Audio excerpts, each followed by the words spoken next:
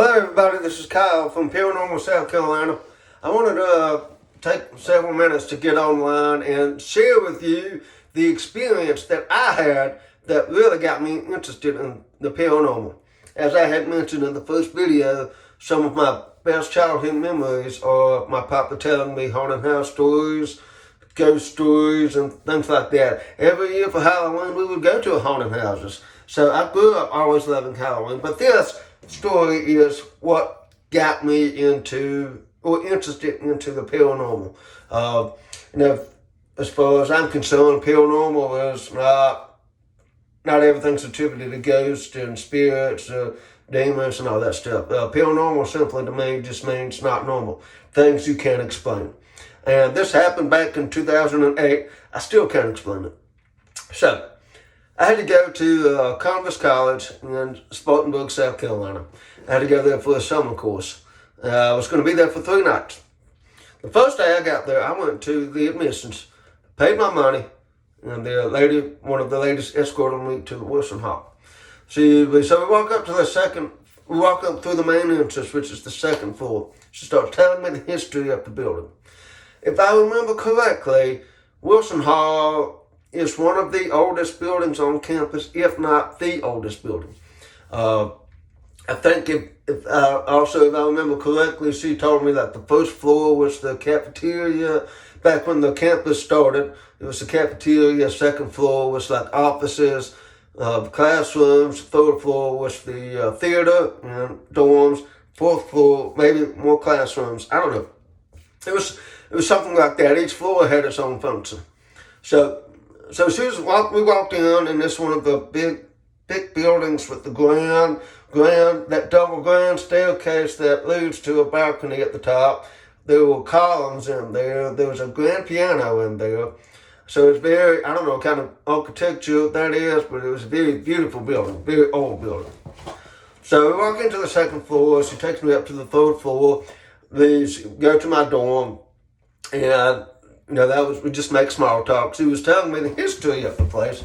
So when we got to the third floor, that being the theater, we could see the mannequins, prop designs, we could see stage designs. It was pretty sweet.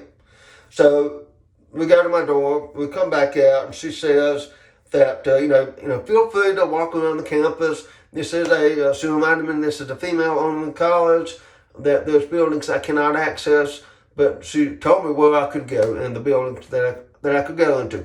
So one of the buildings had at the time a student entertainment center, where they had like TVs, games, like pool tables and stuff, where people could just congregate. It could be where co-eds could congregate. So I walked around campus, explored the building, just looked at the buildings, the landscapes, the gardens. I mean, it's a very beautiful college. If you've been to Converse, you know what I'm talking about. If you've not been to Converse, then you need to drive through sometime and just look at the buildings and the campus itself. So I explored, then I went to the student center, and I watched the NBA Finals game. I can't remember who the Cavaliers were playing, but I remember they were playing. They may have been playing Golden State. I can't remember. But I know the Cleveland Cavaliers were playing because I'm a big LeBron James fan. So I watched the game. The game's over about 11:45 p.m., so almost midnight. And I have to go to the security office to be escorted into the building. So I walk to the security office and tell them I'm here, who I'm here, where I'm supposed to go. They knew who I was. One of the officers escorted me back to the main entrance to Wilson Hall. So we got to the door. He said, "After you." And I walked in, and no sooner than I walked in, the door behind me shut, and I heard the locks click. I didn't think too much of it at the time, but I thought that was kind of weird that, I thought he was going to escort me to the third floor. So the lights were on the second floor. That was okay. So I went up the right side up the staircase, and I got to the doors. I went into the third floor. So on the third floor, the lights were up. And I remember, I knew that the mannequins were there, the stage designs and props and all of that stuff. So I wasn't too worried or freaked out at this point. So I got my good old trusty flip phone out. Had the screen illuminated, and it had a flashlight on the back of it. So I turned it around and was using it as a flashlight because I couldn't find the switch. So I explored around a little bit. I went to the doors that led to the fourth floor. They were locked. I couldn't get in. I went to the doors to the theater. The theater doors were locked. So I said, okay, fine. I'll just turn the light switch on and see where I'm going, and so I can get to my dorm.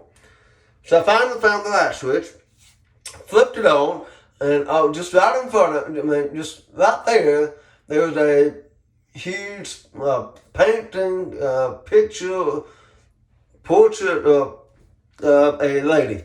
And I literally got, I guess, what I can only describe as like a big wave of static electricity, chills from head to toe. Literally. I mean, I had never experienced it in life. And I've only experienced it a few times ever since. But, and if you've never had it happen to you, I don't know how else to explain it. Just literal a body change from head to toe. So I started getting a little, I started looking around, started getting a little freaked out. So I found the door that I had to go into to get to the dorms. I flipped the light switch back up and I went through the dorms. I went into my dorm. I got my toiletries bag and made my way over to the restroom to take a shower. Well, during the time I was in the shower is when I really started feeling like I was being watched. And again, if you've never experienced it, I don't know how to explain it to you, but it just felt like somebody was in there with me. I kept turning around. I kept peeking out of the shower door. It was not fun. So I took a quick shower. I got out, dried out, put my clothes on, brushed my teeth quickly. I opened the door and I literally sped walked all the way to my dorm. I didn't run, but I walked very quickly. I got in, closed the door behind me, and I put the deadbolt on. Now, the only thing in the dorm is it's a bunk bed, the bottom half of a bunk bed, a dresser, my sleeping bag, my toiletries bag, and my book bag. There was a closet in there too, but there was nothing in the closet. So, if you watched my first video, you know I'm deaf. I can't hear anything at all without my hearing aid. I don't have a hearing aid on my left ear because I can't hear anything. So the only hearing that I have is on my radio. I didn't take my hearing aid out. I wasn't going to take my hearing aid out. Number one, I don't take my hearing aid out when I can't see or when I'm not familiar with my surroundings. So I just wasn't familiar with them. I didn't know where I was. I didn't know who could be in there with me. So I left my hearing aid in. I left the light on when I came into the room. I wasn't about to turn the light on. Turn the light off. That's how creeped out I was. So I lay down on the bed. I wasn't going to sleep. I was just laying there trying to close my eyes, but I couldn't do it. I still have that feeling of being like somebody's there with me. But I was staring at the door. The door was step bolted, so that made me feel better. Well, 12:30, I hear what is unmistakable organ music. And coming from a deaf man, when I say it was unmistakable, it was unmistakable. It was organ music playing. I sat up in bed and I tried to listen. I listened to the organ, but I was trying to figure out where it was coming from. And I looked all over the room. I looked in the closet. There was nothing in there that could have been playing organ music. But I heard it, plain as day. Take it from a deaf man. It was plain as day, unmistakable organ music. I'm wide-eyed. I am creeped out. I put my head back on that pillow, and I literally did not take my eyes off of that front door.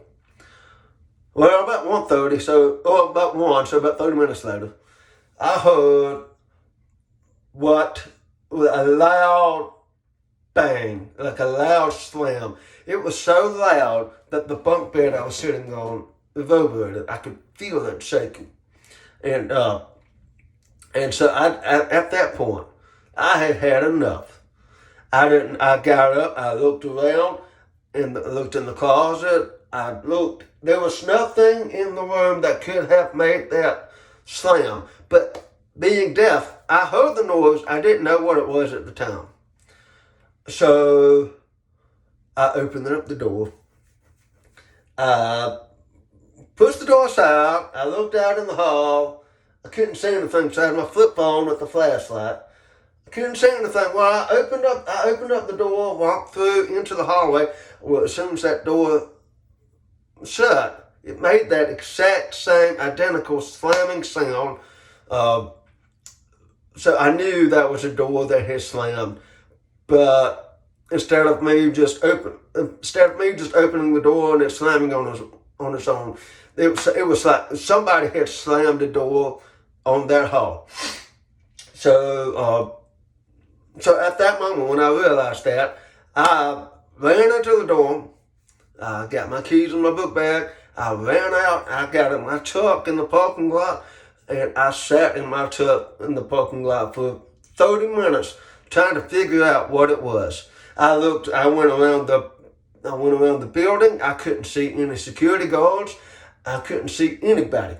By this time, it was probably, so the door slammed happened at 1. It's probably 1:45 or so. So I called my best buddy and I told him I was coming to his house. I was maybe 40 minutes from his house. And I called him in the middle of the night. And I said, I'm coming to your house. I'm sleeping at your house. So when I got there, I told him, my buddy's Caleb, I had to tell him and Jordy, his wife, what had happened. Explain what happened. So I went to sleep. I did that. I didn't get to a lot of the details. I just had, this is what happened. I'll tell you more about it later. So I stayed over there and I spent the night. And I woke up early, went to class the next morning. So after class, I told everybody what happened at class. And, I was just asking, does anybody know the history of it? Does anybody know what that could have been? Does anybody know the history of the place? Nobody knew. So after class was over, I went to admissions. I said, ladies, I didn't even make it there the first night.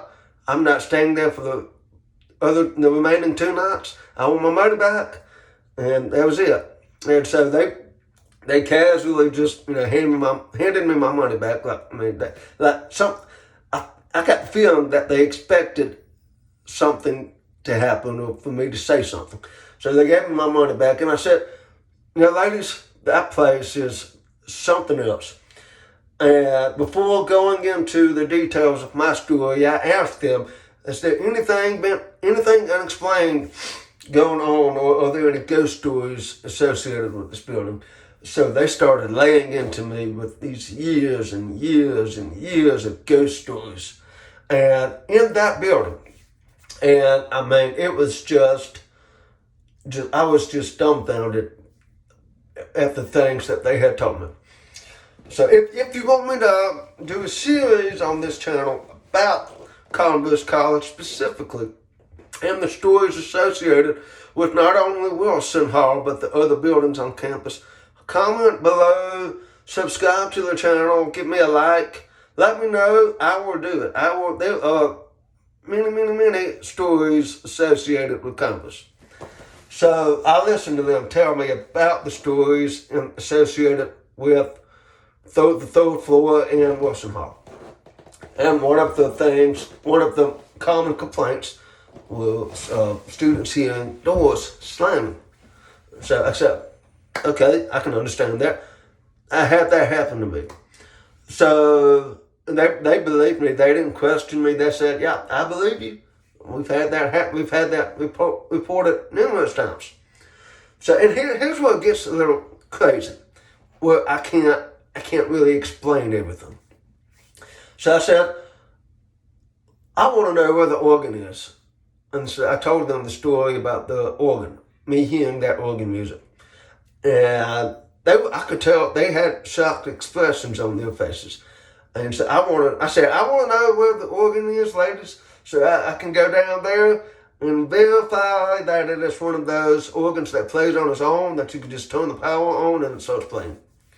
So they told me that the organ at that time, the organ had been removed from that building 10 years prior to me staying there. How was I to know that there was an organ in the building 10 years prior, and what are the chances of me hearing it that night? So they said that I was the only one who had ever reported the organ. And I'm telling you, there are literally hundreds of reports from students and staff at Converse College, probably in that one building alone. And they said that they had never had anybody report hearing an organ. So that was that. That was just my hairs, the hairs on my arm are sticking up, reminiscing on that. So I told them about the organ, about the door slamming, and all that stuff. Now remember, when I got to campus, I had never stepped foot on campus, so I didn't know anything about it. And so I said, "What? Is there supposedly a ghost that haunts this place?" And so they said, if you go to the third floor in Wilson Hall, there's a painting of Hazel B. Abbott. And that's the person that many folks claim is haunting the school, or is haunting that building. Remember earlier I told you I had an unexplained physical change in my body, static electricity, whatever you want to call it, from head to toe. That was the only thing that gave me that feeling, that gave me that reaction that entire night. Out of seeing all of the portraits on the walls, seeing all of the the mannequins and props and everything, that was the only thing that elicited some kind of physical change in me. I can't explain that. I mean, that was just awe-inspiring. And to this day, I think I really want to think that the security guards were messing with me, because I tracked them down after that. Once I got done with admissions, I went straight to the security office, and I said, "Which one of y'all was pranking me last night?" I was convinced they were pranking me. They said that none of them on that night shift or that day shift was anywhere near Wilson Hall that night. They said I was the only person in Wilson Hall on that side of the campus myself. They said it wasn't them. So I asked them to tell me their stories. And let me tell you, y'all, they have some of the best stories I've ever heard.